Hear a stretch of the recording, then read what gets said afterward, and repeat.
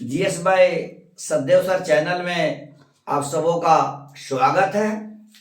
यदि सब्सक्राइब न किए हैं तो कर दें, क्योंकि आपसे मुझे बड़ी अपेक्षा है अर्थात आशा है।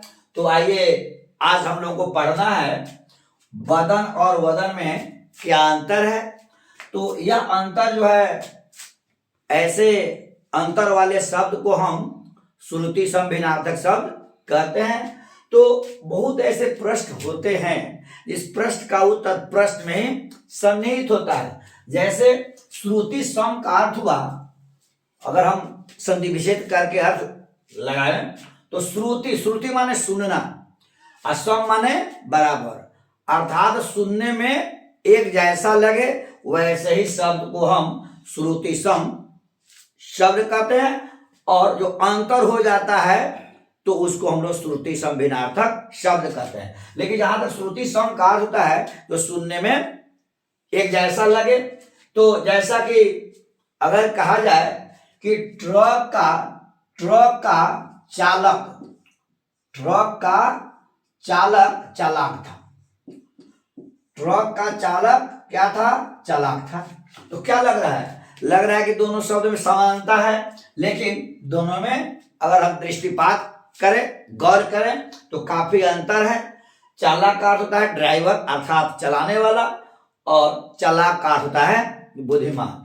फिर अगर आपका कोई बहुत करीबी है, आपके साथ वह दिल से जुड़ा हुआ है, आप उसके साथ दिल से जुड़े हुए हैं, अगर वो आपके साथ धोखा देता है तो आप यही ना कहते हैं आपसे, हम यही कहते हैं आपसे उपेक्षा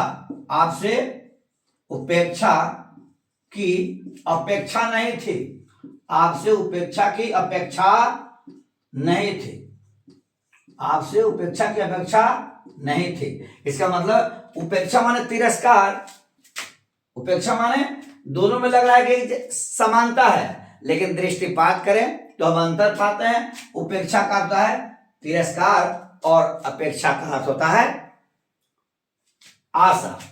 और जैसा कि हमने भजन कीर्तन में भी सुना है कि श्याम चूड़ी बेचने आया में राधा गाई है, राधा सुनी ललिता से कही। तो यहां जैसे ललिता का अर्थ होता है ललिता का अर्थ होता है गोपी, ललिता का अर्थ क्या होता है? गोपी। और वही ललित का अर्थ हो जाता है, ललित का अर्थ होता है सुंदर। तो अब हमको देखना है कि बदन और वदन में क्या अंतर है। तो हम यह जाने कि बदन का अर्थ होता है शरीर, बदन का अर्थ क्या होता है?